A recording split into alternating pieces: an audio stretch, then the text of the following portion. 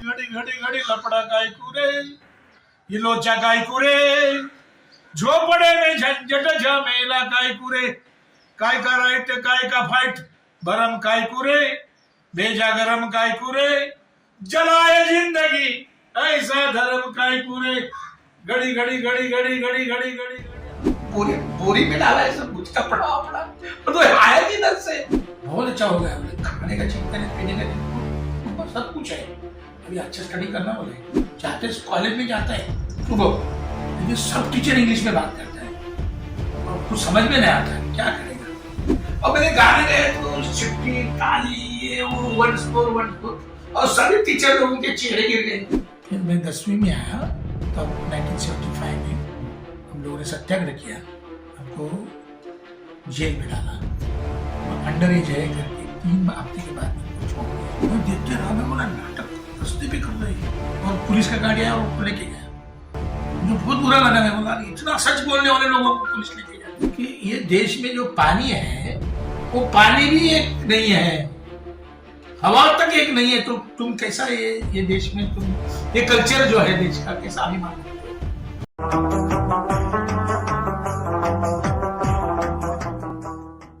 जो आपकी दिलचस्पी है, आपने बताया कि बचपन से ही आप रिदम को महसूस करने लगे और रिदम आपके मन जहन में आ गया। मैं महाराष्ट्र में एक मराठी उपन्यास है आनंद यादव का जो है, जिसका नाम है नटरंग, उसमें भी एक मजदूर है, उसके नाटकों के प्रति लगाव का एक बड़ा दिलचस्प आख्यान है वह। मुझे लगता है कि महाराष्ट्र में लोक कलाओं के प्रति रुझान ऐसे रहे हैं और पूरे देश में भी रहे हैं।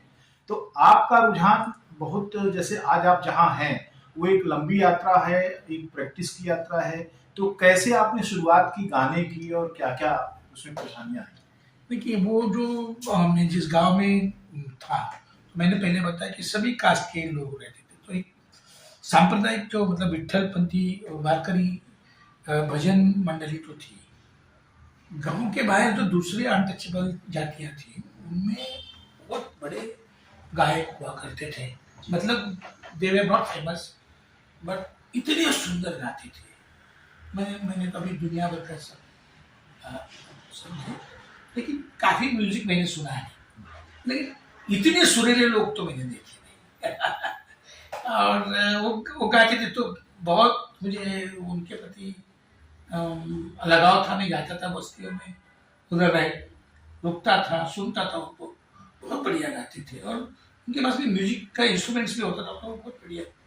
तो वो एक मेरे टीचर है। दूसरी चीज़ है कि सभी भारत में आप देखते हैं घुमंतु जो आर्टिस्ट है, घुमंतु कलाकार जो है बड़े पैमाने पे हमारे देश में है, तो वो लोग आते थे।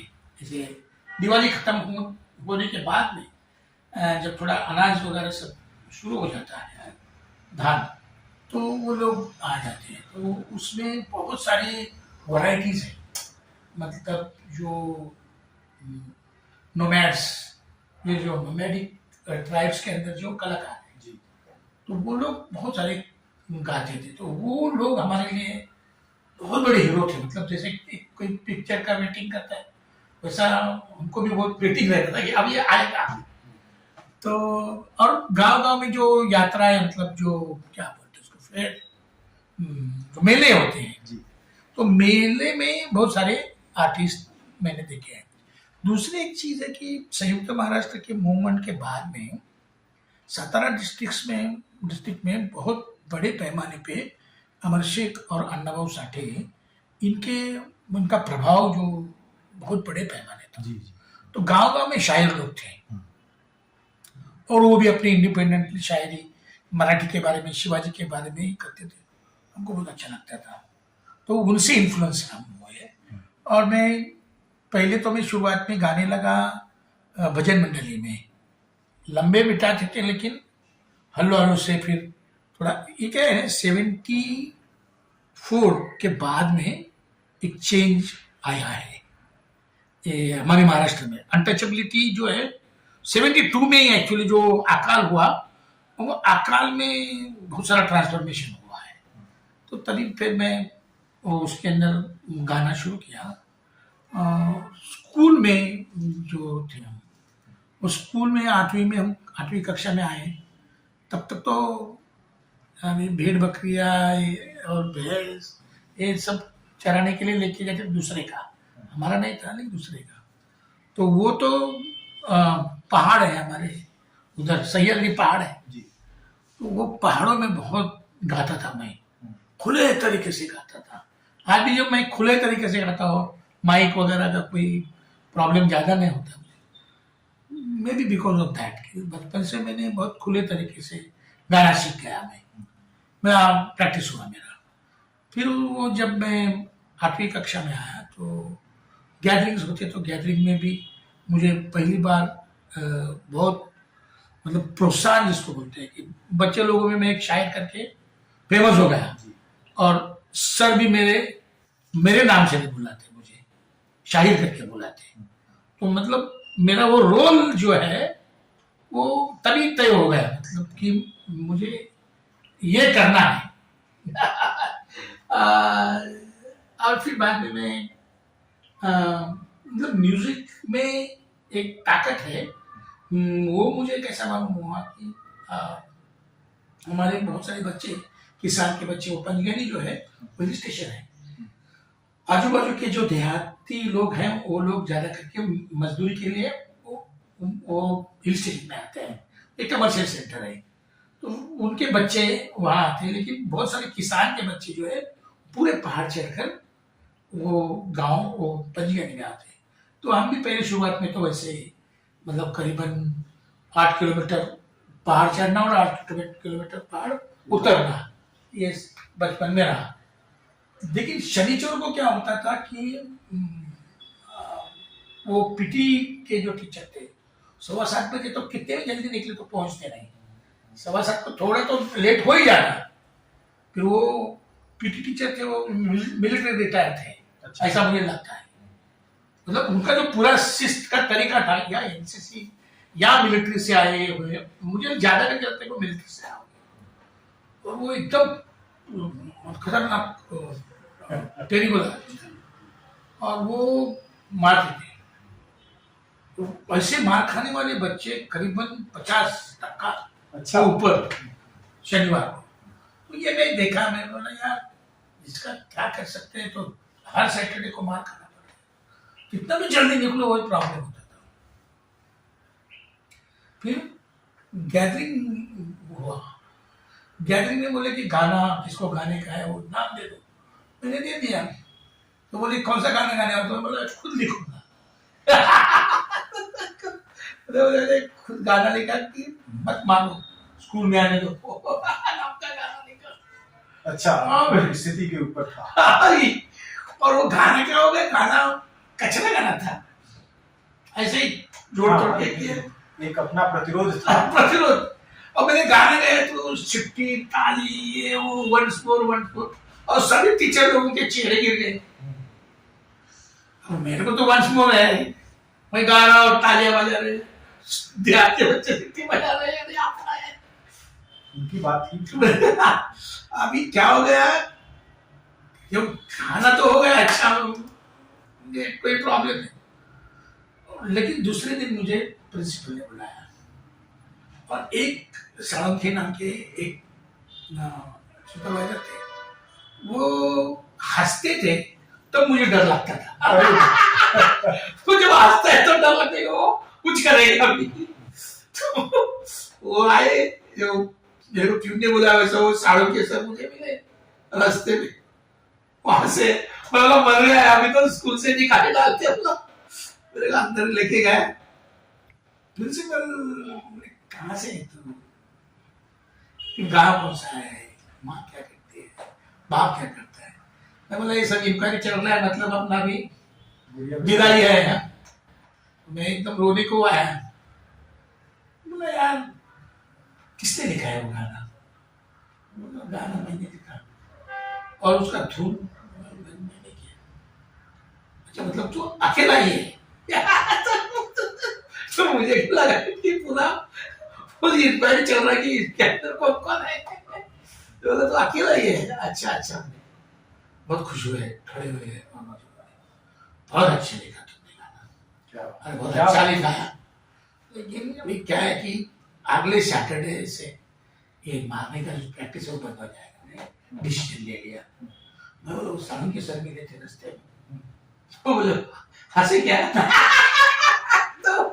तो बोला हाँ, बोले कुछ नहीं होगा तुमको, बहुत अच्छा है तो गाना लिखते रहना वाले। लेकिन अभी ये इधर का सिस्टम के खिलाफ में मत लिखना, तेरे को कुछ लिखना है तो लिख इधर कुछ नहीं लाना बोले। तब मुझे लगा कि गाने में पावर है, म्यूजिक में पावर है। सब बच्चे नोटिस जब आया कि ये सैटरडे से ये देहात के बच्चे जो है उनको 7:30 बजे तक दे दिया है टाइम, एक्स्ट्रा 50 मिनट्स। सब ताली ना, मतलब मेरा कैसा होगा कि उसका गाने की वजह से हो गया, इसका गाने की वजह से हो गया, तो पूरा मतलब चर्चा थी स्कूल में। तब मुझे समझ में आया कि कुछ कर सकते हैं। तब देन मैं 12वीं तक वहाँ पढ़ा, तो मैं 12वीं तक मैं पंचगनी में उधर ही रहा। बहुत एक बुरी मतलब अभी सोचेगा तो बुरा लगता है मुझे, लेकिन तभी तो मुझे कुछ भी नहीं लगता था। तो मुझे रहने के लिए जगह नहीं थी, तो मैं एक RSS का एक डॉक्टर था, वो डॉक्टर के घर में मैं रहना शुरू, घर में उसका गैरेज में, और मैं काम भी करता था एक होटल में और गैरेज में रहता था। तो वो मुझे भगवान लगते थे, वो RSS के डॉक्टर जो है, अच्छा आदमी। फिर मैं 10वीं में आया, तब 1975 में हम लोगों ने सत्याग्रह किया, हमको जेल में डाला। हम अंडर एज है करके 3 हफ्ते के बाद में हमको छोड़ दिया, लेकिन वो एक बहुत बुरा धब्बा मेरे ऊपर रहा। उसके बाद में मैं पूरा मतलब घर से वैसे सब, जैसे कि बाइकॉटेड, चोरी करने से जेल होती है इतना ही मालूम है, तो मुझे वो बहुत बदनामी हो गया। और मैं 12वीं जब तक ये 75 हो गया, 77 में 12वीं में था मैं, और 12वीं में आ गया तो संकेत प्रथम वर्ष शिक्षित OTC कैंप में गया। OTC कैंप में मुझे भेज दिया, मेरे ऊपर बहुत जिम्मेदारी RSS ने डाली। लेकिन 12वीं होने के बाद में मैंने तय किया था कि मुझे पढ़ना है, यहाँ नहीं रहना है। और मेरे जिंदगी के वो 4 साल जो है आज मेरे लिए एक गाइडलाइन में है, RSS कैसा काम करता है, RSS का क्या थिंकिंग है, RSS क्यों ऐसा है, और RSS ने जो काम किया है वो अगर हमको समझना है तो किस तरह से समझना चाहिए। वो एक एक्स्ट्रा एंगल, क्योंकि मैं उसके अंदर काम किया और मैं प्रथम वर्ष शिक्षित हूँ, और वो मालूम होने की वजह से RSS मैं बम्बई में जब आया तो बम्बई में डायरेक्ट एकदम अपोजिट माहौल खेलने में आ गया, माहौल में आ गया। तो when I came to Bombay, footpath पे आ गया, मैं वड़ा पाव की गाड़ी पे काम करता था, और मुझे मेरा रिजल्ट लग गया 12वीं का, तो बहुत अच्छे मार्क्स मुझे तभी 53% बोलेगा तो सेकेंड क्लास बोलेगा तो बहुत अच्छे मार्क्स थे। तो मेरा मालिक बहुत अच्छा था, वो अपर कास्ट मालिक, बहुत अच्छा मालिक है। वो मेरे को बोला कि अरे तू इतना अच्छा मार्क्स है, तुमको तुम्हारे कास्ट के लिए उधर एक कॉलेज है अम्बेडकर करके, उसने मेरे को लेके आया, और मेरे को एक ही दिन में मेरा सब चीज हो गया। मतलब वो एक मेरी जिंदगी में एक बोलते हैं ना कि डे ऑफ हैप्पीनेस, जिंदगी में बहुत आनंदित कब हुआ मैं, तो मुझे वही दिन याद आता है कि मुझे बहुत खुशी हुई थी। लेकिन लोग आए, बोरिया बिस्तरा उठाकर फुटपाथ से, वो मालिक का पैंट था, मालिक का ही शर्ट था तो ढीला डाला। वो बहुत अच्छे टीचर अंबेडकर कॉलेज में थे, गायकवाड़ करके एक, तो उन लोगों को कैसे ऊपर से बहुत ऐसे लगता है कि बहुत गुस्से आते हैं, लेकिन अंदर से उसको बहुत करीब के लिए प्यार है। तो जब हमको देखा, 2-3 जन हम लोग ऐसे ही थे ना, गरीब के बच्चे, तो एडमिशन दिया। वो मेरा मालिक गया, बोला ये तुम्हारी जात का है इसको एडमिशन करो। वो बोले तुम कौन है? वो बोला मैं तुम्हारी जात का नहीं है। तो बोले चलो वो बच्चे को भेजो। मैंने को बोला को किधर से आया तू? ये बोरी बोरी में डाला है सब मुझका पड़ा और तो आया किधर से? मैं बोला ऐसे ऐसे गाँव से आया। अरे बोले क्या डॉक्टर आम्बेडकर ने चिट्ठियां लिखी थी क्या तुमको आते हैं बोले के? बोला क्या होना? बोला एडमिशन ही है, मेरा सर्टिफिकेट है, एडमिशन हो जाएगा तेरा। वो लिखो किधर, इंग्लिश में आता है ना, उसने लिखा। तो बोला अभी किधर रहेगा तो? ये तो फुटपाथ से तो आया, अभी जाएगा किधर? कॉलेज में कैसा आएगा? बोला वो रहने का तो जगह ही नहीं। बोला है इधर हॉस्टल है, खाना करते हैं। उसने खुद ने फॉर्म भर दिया। अरे खाना क्या खाएगा तू? हॉस्टल में जाएगा, खाना क्या खाएगा? बोला मेरे को नहीं मालूम है खाने का क्या, काम करूंगा कुछ तो खाना खाऊंगा। बोला कॉलेज में आएंगे काम करने को आएंगे? बोला अभी कर देते, बोला वो भी। और उसने वो शेट्टी को बुलाया, शेट्टी कैंटीन वाला था, उसको बुलाया और बोला कि देखो ये बच्चा है, गरीब का बच्चा है, इसका एक एप्लीकेशन लेता है, थोड़ा उसका फीस और उसका खाने का ये सब स्कॉलरशिप आने के बाद में मिलेगा करके। और मेरे से सिग्नेचर ले लिया। और मैं पहली बार थर्ड फ्लोर नाम की चीज है, थर्ड फ्लोर से पढ़ा नंबर मेरा, मतलब मेरा जो हॉस्टल का जो रूम था वो थर्ड फ्लोर पे 138। तो ऊपर गया, मैं बोला यार ये क्या, मैं किधर आया? और अंदर देखेगा तो बाबा साहब ने वो बनाया है, बाबा साहब का डिजाइनिंग है वो, अम्बेडकर जी जो थे बाबा साहब ने।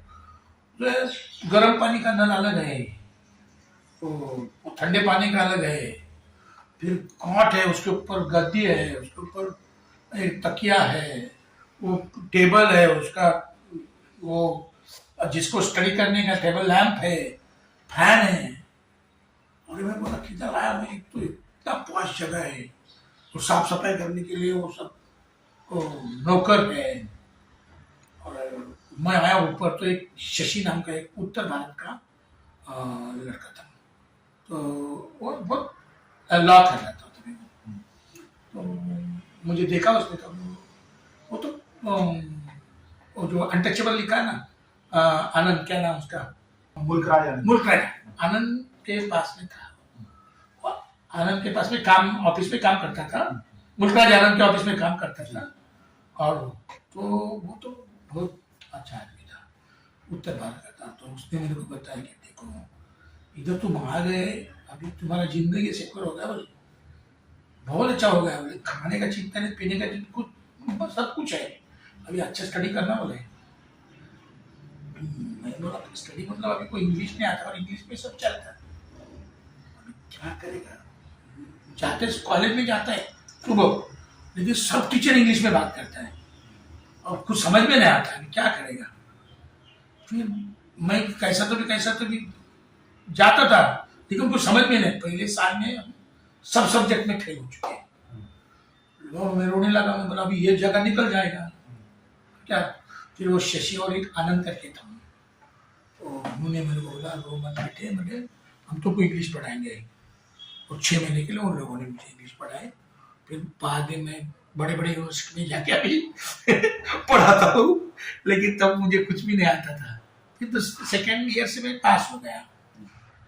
तो मेरा ये जर्नी जो रहा, तो ये तो एक स्कूल कॉलेज का है, लेकिन मूवमेंट में मैं जो अट्रैक्ट हुआ, so when I came to Siddharth Vihar, the Siddharth Vihar is such a interesting place. They are all revolutionary, all type of revolutionaries were together. हर एक रूम में ऐसे बुक्स पूरे बुक्स से भरे हुए हैं, और पूरे ऐसे पेंटिंग्स, ये सब मेरे ऊपर जो असर है, ये मेरा रूम जो है ऐसा क्यों बना है, ये ऐसा है, पूरे जगह पेंटिंग। तो इतने सारे पेंटिंग्स और ये सब चीजें, मैं आया तो मैं बोले ये लोग क्या करना चाहते हैं, और मैं तो आरएसएस से आया था, मुझे तो ये सब लोग फ्रॉड लगने लगे, मुझे मतलब ये गलत है। तो हर एक जगह पे चर्चा, लेफ्ट भी था, अम्बेडकराइट्स भी थे, नक्सलाइट्स भी थे, आनंद मार्गी भी थे, और ऐसे सब टाइप के लोग थे उधर। तो मैं सब चर्चा सुनता था, एक बार वो पैंथर का रूम था 116 के उधर, उसमें भी लोग ऐसे बैठ के चर्चा करते थे। मुझे वो कोई तो कविता पढ़ने, वैसे शाम को तो कविताएं पढ़ते थे लोग, वो तो नॉर्मल प्रैक्टिस था। कोई तो कविता पढ़ रहा था बाकी से, तो उसमें देश को गाली, ये मातृभूमि कैसा नहीं है करके वो, तो मुझे बहुत बुरा लगा। मैं बोला देश है अपना, मातृभूमि आपकी प्रिय मातृभूमि, वो तो आरएसएस का है ना, नमस्ते सदा वत्सले मातृभूमि, वो सब अंदर है मेरे। मैं गया, मैं बोला आप मातृभूमि को क्यों गाली दे रहे हैं? तो बोले इतनी अच्छी मातृभूमि, हमारा इतना देश पुरातन है, सब आरएसएस का जो पढ़ा लिखा सब जो झाड़ दिया। बोले तू जात से कौन है? एक ही प्रश्न पूछो मुझे। बोला ऐसा ऐसा है, मेरे चमार है। बोले चमार है तो ये क्या इक्वेलिटी है इस देश में? आपको पानी किधर पीता है? गांव में अलग कुआं है, शादी किधर होता है? अलग होता है, क्या सब सब सब। मैंने बोला कि ये देश में जो पानी है वो पानी भी एक नहीं है, हवा तक एक नहीं है, तो तुम कैसा ये देश में तुम ये कल्चर जो है देश का कैसा अभिमान रखते हो? और मैं एकदम मतलब दिमाग हिल मेरा। गया। मैं बोला यार ये तो सही है, लेकिन ये बनाया किसने? आरएसएस के लोगों ने नहीं बनाया ना। तो मैं उनके सामने आर्गुमेंट करते रहा, मैं बोला कि आरएसएस के लोगों ने नहीं बनाया। तुमने आरएसएस किसका है, कौन है आरएसएस में? तो बोले ये सब निर्माण करके जो है, मतलब सारे अनटचेबिलिटी का या जो भी कास्ट सिस्टम है या जो भी है, वो बनते सीख गए हैं। तो ये लोग उनका हिफाजत करने वाले लोग हैं। और वो बाद में पढ़ना शुरू हो गया, इतना खतरनाक पढ़ना शुरू हो गया कि पूछो मत। मैं इतना पढ़ता क्योंकि मुझे खाना था और इंग्लिश तो आता नहीं तो पढ़ने का, तो मराठी बुक इतने बुक पढ़ा, मैं 6-6 घंटा पढ़ता था। और मुझे लगा कि हम इंदिरा गांधी को बोलना चाहिए कुछ चीजें। मैंने इंदिरा गांधी को खत लिखा बड़ा कि किस तरह से देश बदली हो सकता है। मुझे उसका कोई आंसर नहीं आया, लेकिन एक बहुत बड़ा खत लिखा था मैंने इंदिरा गांधी को। फिर बाद में स्ट्रीट थिएटर मैंने अनएम्प्लॉयड था, तो एम्प्लॉयमेंट एक्सचेंज में नाम दर्ज किए, तो जाना ना तो वीटी में इसमें चर्चगेट में रहता ही मेरा। एक दिन में when I was coming from university, रास्ते में वो 8-10 एकदम घूमरे चिट्टे लोग, स्टूडेंट और लड़कियां स्ट्रीट थिएटर, मतलब वो थिएटर कर रहे थे। मैंने देखा उसमें वो सब इंदिरा गांधी और सब जो देश का पॉलिटिकल सिचुएशन है उसके बारे में वो नाटक खेल रहे हैं। मैं देखते रहा, मैं बोला नाटक रास्ते पे कर रहे हैं, और पुलिस का गाड़ी आया और उनको लेके गया। तो मुझे बहुत बुरा लगा, मैं बोला इतना सच बोलने वाले लोगों को पुलिस लेके जाते हैं। तो मैं तो एकदम, उनका तो पैम्फलेट भी नहीं मुझे मिला, कुछ भी नहीं मिला, उनको लेके गए। तो वो लोग आते थे हमारे कॉलेज के गेट पे, लेकिन मुझे कभी नहीं मिले थे। तो एक दिन में वो मिले मुझे। हम लोग जो बात कर रहे थे कि आप जो है जब ऐसे समय में ऐसे घुसे जहाँ विचारों की विविधता थी, तो वहाँ आपका संघर्ष हम लोगों से हुआ। भारत के कॉन्सेप्ट को लेकर, उसके सामाजिक आधार पर जो विभाजन है उसको लेकर उन लोगों का ऐतराज भी था, और आप धीरे धीरे क्रांतिकारी तरीके से अपने आप को परिवर्तित कर रहे थे, देख रहे थे कि क्या मेरी भूमिका हो सकती है। तो उसकी क्या यात्रा है? तो फिर मैंने जो स्ट्रीट थिएटर जो देखा, वो ये बहुत चौंकाने वाली चीज थी। मतलब मैं अंदर से हिल गया। मैं बोला how it is possible to perform on street, वो भी नाटक।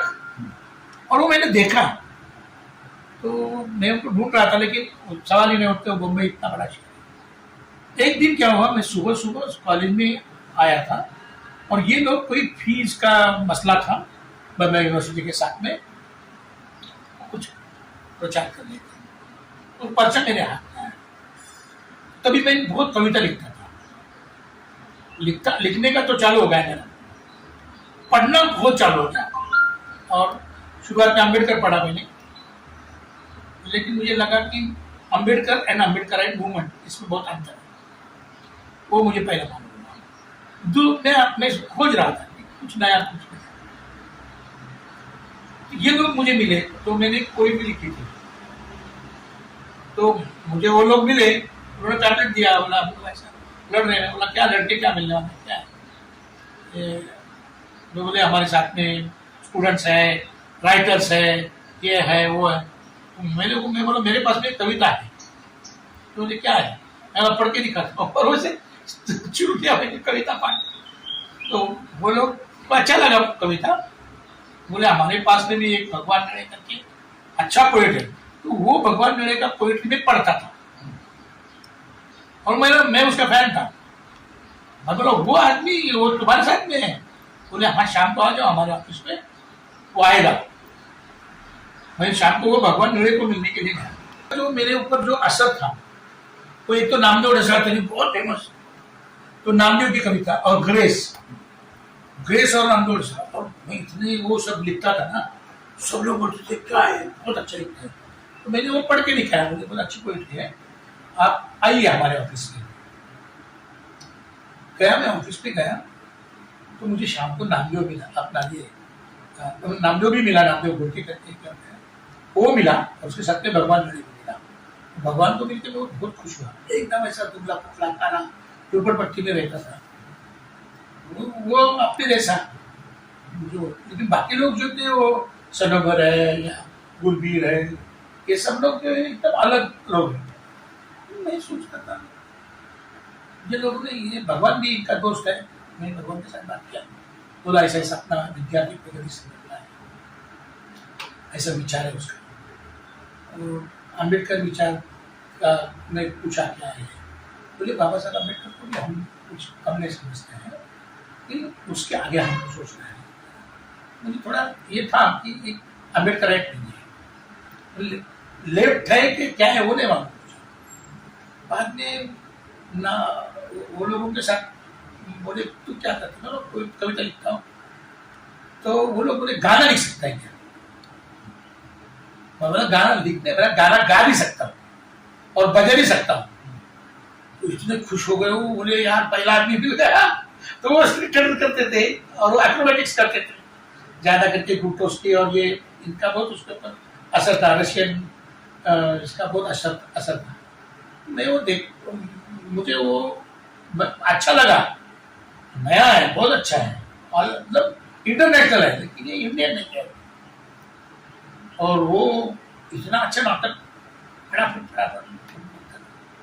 तो मैं सनोवर जो है वो मेरी, वो तभी आवाज में काम करती थी, तो मेरे को सनोवर के साथ में वो काम करने के लिए बोला, मतलब उसके अंदर पढ़ो, मुझे ट्रेनिंग ले।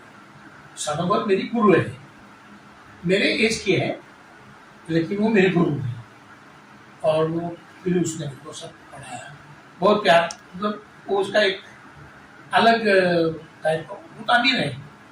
तो बोला ये अमीर लोग क्या कोई इधर है, एक गरीब के बारे में बात करते, लेकिन ये इतने अमीर, ये कैसे गरीब के बारे में, वो बहुत बड़ा डाउट था मुझे। और सब अमीर बच्चे हैं, मतलब कौन था हमारे साथ में, ये जो फेविकॉल का मालिक है ना, उसका बेटा था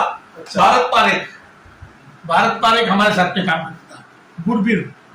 उसका पिताजी मिलिट्री में बहुत बड़ा अफसर था, नीलन कर्णी, उसके पिताजी बीपीटी के चेयरमैन थे, वो सब एल्फिस्टन में थे। ऐसे बहुत सारे, सनोवर जिसका मतलब बहुत सारा मतलब प्रॉपर्टी है, बहुत अमीर, और वो दिखते भी है अमीर। ऐसे लोगों के साथ हमको बहुत लगता था कि ये क्यों ऐसा सोचते हैं, लेकिन उनके अंदर एक जो ह्यूमैनिटी का जो पावर है वो हमको पकड़ के रखा। बहुत ह्यूमन है, बहुत अच्छे लोग हैं। और मैंने देखा कि ये त्याग करने की ताकत है। कोबाड़ भी मिला मुझे, अनु मिली। अनु तो तभी पढ़ा रही थी सोशियोलॉजी, कॉलेज में पढ़ा रही थी, और कोबाड़ मिला। तो कोबाड़ तो लंदन स्कूल ऑफ इकोनॉमिक्स से, उधर से आया था, लंदन स्कूल ऑफ इकोनॉमिक्स में पढ़ के इधर आया था। उसका पिताजी ग्लासगो कंपनी का चेयरमैन था। बोला यार ये सब अमीर लोग हैं, लेकिन ये क्यों गरीब के लिए इतना करते हैं, ये सब बहुत बड़ा चर्चा है। बार बार में जज के बच्चे, बड़े बड़े अफसर लोगों के बच्चे, अमीर लोगों के बच्चे, बिल्डरों के बच्चे काम आ सकते हैं। और वो पूरा त्याग, मतलब घर छोड़ के, मतलब सुप्रीम कोर्ट के जो तभी के बहुत बड़े लॉयर थे के सिंह, उनका बेटा संजय सिंह भी अभी भी काम वालों के लिए काम करता है। वो मेरा अच्छा दोस्त है, भले वो अलग पार्टी में बाद में गया, उसके साथ में अलग अलग लोगों के डिफरेंसेस हुए, मैं भी उसके साथ में डिफरेंस हुआ, लेकिन दोस्ती बहुत उसके साथ में रहता था मेरा, क्योंकि वो एकदम अलग है। वो आता था, हम दोनों रास्ते में गाते थे ऐसे तो अच्छा, मतलब दोस्ती था, अभी भी है, सनोबर, ये गुरबीर है, ये सब लोग तो एक अलग, मतलब मेरे हॉस्टल का एक वातावरण अलग, और संगठन में जो काम कर रहा था मैं, वो एक अलग, पूरा अलग। तभी बहुत सारी चीजें मैंने, मतलब मैं अम्बेडकर भी पढ़ा था, कास्ट पेशेंट मुझे बहुत बहुत तकलीफ दे रहा था, मैं बार बार इसके बारे में प्रश्न उठा था संगठन कि भाई ये कास्ट का किस तरह से, और फिर ये विद्यार्थी प्रगति संगठन जो है वो एक बाद में बहुत बड़ा संगठन बन के एक पार्टी के साथ में कुछ काम करने लगे। उसका हमको कोई पता नहीं था, क्योंकि उन लोग तो अलग तरह से काम करते थे। फिर मुझे मालूम पड़ा कि ये सिर्फ स्टूडेंट का ऑर्गेनाइजेशन ही नहीं है, एक साइड में वर्कर्स का भी ऑर्गेनाइजेशन है, एक साइड में यूथ का भी ऑर्गेनाइजेशन है, एक साइड में आर्टिस्ट लोगों को भी इकट्ठा करके कुछ काम कर रहे हैं, और आवाम तो तब तक मैं गाना शुरू किया, लिखना शुरू किया, और पूरा स्ट्रीट थिएटर बदल किया, पूरा इंडियनाइज किया मैंने। मतलब बाद में जो नाटक आए मेरे जाने के बाद में, वो सनोवर के साथ में चर्चा करते, सनोवर भी बहुत वो जो चीजें स्वीकारनी चाहिए वो जल्दी स्वीकारती है, और जो चीजों के साथ में संघर्ष करना चाहिए वो बहुत कड़ा संघर्ष करती थी, लेकिन जो एक्सेप्ट किया है वो इम्प्लीमेंट करती थी। तो मुझे वो पता चला कि अच्छा ये ऐसा, ये फॉर्म है, ये फॉर्म का क्या असर होगा, ये होगा, गरीब लोगों को कितना समझेगा, कैसा समझेगा, अच्छा ये स्वीकारना चाहिए, आइडियोलॉजिकली क्या स्वीकारना चाहिए, ये स्वीकारना चाहिए, आइडियोलॉजिकली क्या नहीं स्वीकारना चाहिए। और मैंने तो बहुत काम किया, मैंने संगठन ने बहुत काम किया, मतलब मेरा ट्रेनिंग, मेरा सब कुछ संगठन बहुत काम किया। और इसके बाद में एक जो सवाल था कास्ट का, वो हम फिर बाद में गदर को मिले, और गदर को मिलने के बाद में मुझे बहुत ऊर्जा आई। और गदर कैसे कि मैं महाराष्ट्र में गाता था, और फिर बाद में विलास घोगड़े को हम लोगों ने, अश्विन तोमर करके मेरा सिंगर था, वो भी आवाज में था, वो एक्चुअली सेक्रेटरी था, और सनोवर मेरे को पढ़ाती थी। तो अश्विन तोमर जो है वो और मैं, हम दोनों विलास को ढूंढ के निकाले, मतलब हमको कांटेक्ट दिया दूसरे ने, एक वर्कर ने, और फिर उसको हमने विलास को लाया। विलास को लाने के बाद में एकदम आवाज मैट्रिमोनिस, सच अ बिग थिंग, तो हम लोग एकदम जैसे होते ना प्रकाश में होना, वो गाता भी था, वो लिखता भी था, और मैं उसका डोलिस्ट था।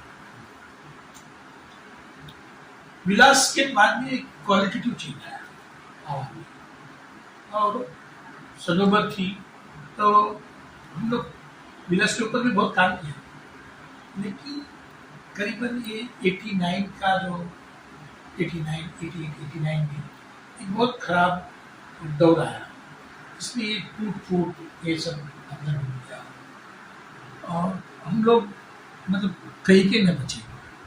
अदरवाइज मेरा ये था कि मैं चर्चा करते, सनोवर भी बहुत वो जो चीजें स्वीकारनी चाहिए वो जल्दी स्वीकारती है, और जो चीजों के साथ में संघर्ष करना चाहिए वो बहुत कड़ा संघर्ष करती थी, लेकिन जो एक्सेप्ट किया है वो इम्प्लीमेंट करती थी। तो मुझे वो पता चला कि अच्छा ये ऐसा, ये फॉर्म है, ये फॉर्म का क्या असर होगा, ये होगा, गरीब लोगों को कितना समझेगा, कैसा समझेगा, अच्छा ये स्वीकारना चाहिए, आइडियोलॉजिकली क्या स्वीकारना चाहिए, ये स्वीकारना चाहिए, आइडियोलॉजिकली क्या नहीं स्वीकारना चाहिए। और मैंने तो बहुत काम किया मैंने, संगठन ने बहुत काम किया, मतलब मेरा ट्रेनिंग, मेरा सब कुछ संगठन बहुत काम किया। पर इसके बाद में एक जो सवाल था कास्ट का, वो हम फिर बाद में गदर को मिले, और गदर को मिलने के बाद में मुझे बहुत ऊर्जा आई। और गदर कैसे कि मैं महाराष्ट्र में गाता था, और फिर बाद में विलास घोगड़े को हम लोगों ने, अश्विन तोमर करके मेरा सीनियर था, वो भी आवाम में था, वो एक्चुअली सेक्रेटरी था, उस समय पर मेरे को पढ़ाते थे। तो अश्विन तोमर जो है वो और मैं, हम दोनों विलास को ढूंढ के निकाले। मतलब हमको कांटेक्ट दिया दूसरे ने, एक वर्कर ने, और फिर उसको हमने विलास को लाया। विलास को लाने के बाद में एकदम आवाज नाट्यमंच, ठीक है, सच अ बिग थिंग। वो हम लोग एकदम जैसे बोलते ना प्रकाश में, वो गाता भी था, वो लिखता भी था, और मैं उसका ढोलकिस्ट था। विलास के बाद में एक क्वालिटेटिव चेंज आया आवाज में, और सनोबर थी, तो हम लोग विलास के ऊपर भी बहुत काम किया। लेकिन करीबन ये 89 का जो 88-89 में एक बहुत खराब दौर आया, इसमें ये टूट ये सब अंदर हो गया, और हम लोग मतलब कहीं के न बचे। अदरवाइज मेरा ये था कि मैं फुल टाइम करता, अभी एक साइड में ये मैं काम कर रहा था कि जिधर एकदम कमिटेड था, दूसरे साइड में भी अम्बेडकर मूवमेंट में, उधर भी बहुत सारे हॉस्टल में बहुत सारा चलता था ना मूवमेंट, तो उसमें भी मैं था, उधर भी रहता था, इधर भी रहता था। इधर तो नामांतर का मूवमेंट चल रहा था, इधर बहुत सारे लेडीज का मूवमेंट हुआ, नामांतर का मूवमेंट हुआ, उसके अंदर मैं जेल में गया। मतलब जब भी मैं इधर स्ट्रीट थिएटर के लिए जेल में गया, इधर मैं नामांतर के लिए जेल में गया, मेरे को दोनों जगह पे एक्सेप्टेंस था। लेकिन इधर की बात उधर और इधर ऐसा अपोजिट, मुझे मालूम था कि ये दोनों में कुछ ये दोनों का एकदम डॉगमेटिक अप्रोच है, ये दोनों में डॉगमेटिक अप्रोच नहीं दिख रहा था। मैं बीच में जो है वो उसका समन्वय का भूमिका है, कास्ट ऑफ क्लास का समन्वय का भूमिका में ढूंढ रहा था, और मैं खुद भी वैसे चीजें कर रहा था, लिख रहा था। और उसमें शरद पाटिल जो है वो हमारे पहले ही कास्ट का क्वेश्चन को कम्युनिस्ट मूवमेंट में लाने का काम किया। तो शरद पाटिल हमारे लिए मतलब एक चिराग जैसे, लेकिन ये संगठन में शरद पाटिल को ए मार्क्सिस्ट, नॉन मार्क्सिस्ट बोलते थे, ये मार्क्सिस्ट नहीं है। तो जो मार्क्सिस्ट है उसको तो समझते हैं, लेकिन तो उसको निकाली। तो हम लोगों ने पहले संगठन के अंदर संघर्ष कि नहीं, जो कास्ट और क्लास को और औरतों के शोषण इकट्ठा प्रोग्रेसिव तरीके से देखने का जो है वो हमको चाहिए। ये जो मेन स्ट्रीम अम्बेडकर पॉलिटिक्स है वो डिरेलमेंट हुआ है। मेन स्ट्रीम कम्युनिस्ट मूवमेंट है वो भी डिरेल है, लेकिन जो छोटे छोटे ग्रुप जो काम कर रहे हैं उससे कुछ नई शक्ति आ सकती है। और वो था शरद पाटिल का एक छोटा ऐसा आइडियोलॉजिकली बहुत काम करके रखा था, लेकिन प्रैक्टिस में देखा जाएगा तो कुछ बड़ा पार्टी नहीं था। सीपीएम बड़ा पार्टी था, सीपीआई बड़ा पार्टी था, रिपब्लिकन पार्टी बहुत बड़ा था, दलित पैंथर बहुत बड़ा था, भारतीय दलित पैंथर बहुत बड़ा था, भारतीय बौद्ध महासभा एकदम बड़ी थी। तो ये सब बड़े बड़े ऑर्गेनाइजेशन मेन स्ट्रीम के, लेकिन उसके अंदर तो कुछ ना नहीं था, लेकिन छोटे छोटे ग्रुप है उसके अंदर। तो फिर हम लोगों ने शरद पाटिल को एक बार कास्ट और क्लास के सेमिनार में बुलाया, तो बहुत घमासान चर्चा हो गई। बाद में हमने खुद बहुत कास्ट के बारे में 10 साल के लिए अध्ययन करके हम लोगों ने एक डॉक्यूमेंट लिखा, वो दे दिया। तो फिर हमको अम्बेडकर करके हमको निकाल दिया। अच्छा, संगठन से तो हम बोले ठीक है, अम्बेडकर मतलब बुर्जुआ अम्बेडकर करके निकाल दिया। तो वो बुर्जुआ अम्बेडकर को जरा गाली थी उनके लिए, तो बाहर आ गई। मतलब वो एक बहुत बड़ा सिलसिला जो चालू हुआ था, तो करीबन 81 से करीबन 94 तक, मतलब 11-12 साल एक चीज़ के अंदर अच्छे तरह से घुल मिल के काम करना, ऑल इंडिया लेवल पे काम करना, ये सब निकल गया। निकलने के बाद में मैं बोला अभी क्या कर सकते हैं, अम्बेडकर एक्ट। फिर मैं बोला जब संगठन निकल जाता है, संगठन जैसा माँ जैसा होता है तो वो निकल जाने के बाद में दूसरा चीज है माँ जनता, लोगों का पैसा। फिर मैं जनता के पास शुरू किया, अकेला डब लेके जाता था, अकेला गाता था, हल्लू हल्लू से एक छोटा जमौड़ा और उसको लोक आह्वान, मतलब जो आह्वान से आया था पीपल्स आह्वान करके हमने संगठन खोला। वो भी ज़्यादा टाइम के लिए नहीं चला। फिर हम लोगों ने मैगजीन भी चालू करने का कोशिश किया, लेकिन हमारे पास कोई संसाधन नहीं थे। ये फुल टाइम जाने का था, ये टूट हुआ। तो फिर बाद में मैंने ग्रेजुएशन किया था, उसके बाद में मुझे नौकरी मिल सकती है क्योंकि मेरे को रिजर्वेशन था। इतना कुछ मतलब इतना प्रॉब्लमेटिक नहीं था कि मामला ये था कि मैं ग्रेजुएट हूँ तो मुझे मिल ही जाएगा। मैंने फिर बीएड किया, तो बीएड करने तक तो भी मैं संगठन में, बाद में मैं काम पे लग गया टीचर करके। और फिर एक साइड में जैसा कि वो संगठन से बाहर आ गए और फिर खुद चल अलग अलग लेवल पे काम चल रहा था, अलग अलग लोगों के साथ में जाके, मतलब जैसे कि मेरा पाटकर के साथ में, मेरा पाटकर मेरी अच्छी दोस्त है अभी भी। तो मेरा के साथ में मैं एक साल नर्मदा में, वो भी एक अलग आता है। फिर शरद पटेल जो थे वो हमारे बहुत चाहते, हम एक दूसरे को बहुत चाहते थे। शरद पटेल, साड़ू, ये जो बड़े थियोरेटिशियन हैं, इनके साथ में मेरा अच्छा रिश्ता। जैसे कि अभी जो शहीद हुए पानसरे, वो सीपीआई में थे, लेकिन वैसे हम लोग सीपीआई में नहीं थे, फिर भी उनके साथ में हमारा बहुत अच्छा संबंध, बहुत सी अलग तरह। तो सीपीआई के साथ में हमारा कुछ नहीं था। हाँ, उनके पार्टी में नहीं थे, लेकिन डायरेक्ट पानसरे के साथ में हमारा बहुत अच्छा लगाव था। तो ऐसे छोटी छोटी जो संगठन है, जो लेफ्ट पार्टी के अंदर के लोग हैं, प्रकाश आंबेडकर है, ये रामदास अठवले है, इन लोगों के साथ में मेरा बहुत अच्छा। और तब तक तो मतलब एक शायर करके एस्टाब्लिश भी हो चुका था, तो लोग बुलाते थे, तो हम लोग इधर भी हम जाते थे, वही बात करते थे, इधर भी आते वही बात करते। लेकिन हम ये बोले कि भाई इसका सोल्यूशन ऐसा कास्ट या क्लास ऐसा अकेला नहीं है, ये अंदर है वो। तो वो इसे गाने बहुत सारे लिखे, बहुत असर बना हमारा गानों का महाराष्ट्र के ऊपर।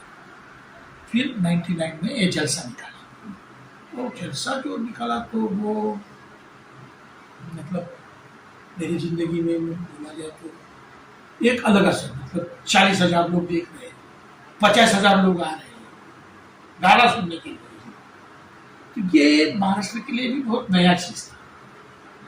वो जो अमर सिंह के साथ में हुआ था, but that time there was a movement. एक तो महाराष्ट्र मूवमेंट था, लेकिन without movement people were coming for पैट्रोला इन ह्यूज नंबर्स। और चाहे नॉर्थ महाराष्ट्र में जाओ, चाहे मराठवाड़ा में जाओ, चाहे विदर्भ में जाओ, बड़े संख्या में लोग आते थे। और ये अम्बेडकरी जलसा में निकाला तो सारे अम्बेडकर एक लोग आ चुके हैं। तो उससे एक जागृति हुई। इतने विद्रोही का सम्मेलन लिया, विद्रोही सांस्कृतिक चळवळ भी हम लोगों ने शुरू किया। वो लोग अलग अलग गुट, जिधर भी गुट होता है उधर मैं रुकता नहीं, ये मेरा प्रॉब्लम है। मेरा खुद का गुट कुछ नहीं होता है लेकिन जो संगठन में आया दो हो गया तो मैं बोलता क्या करेगा, उधर गाड़ी रुक के भी क्या करेगा और किसको समझाएगा, क्योंकि ये आइडियोलॉजिकल तो नहीं होता है। अपनी जो मतलब जो स्प्लिट्स है, स्प्लिट का एक हिस्ट्री है, मुझे वो कभी भी बहुत आइडियोलॉजिकल मुद्दे नहीं होते, ये अलग अलग लोगों की युगो और युगो सेल्स है, संगठन जैसे कास्ट जैसा हो जाता है, कास्ट का रूप होता है। वो मुझे मालूम पड़ता है क्योंकि मुझे आरएसएस भी मालूम है, मुझे अम्बेडकर भी मालूम है, मुझे लेफ्ट भी मालूम है, मुझे आर्टिकल लेफ्ट भी मालूम है, सोशलिस्ट भी मालूम है, सब लोग मुझे मालूम है। तो मुझे ऐसा लगता था कि ये कुछ है ही, ये है सच है। तो विद्रोही में भी बहुत अलग ग्रुप हो गए, उधर से भी मैं, लेकिन जलसा चालू रखा, जलसा चालू रखा। उससे हमको बहुत महाराष्ट्र के जनता ने बहुत हमको प्यार किया।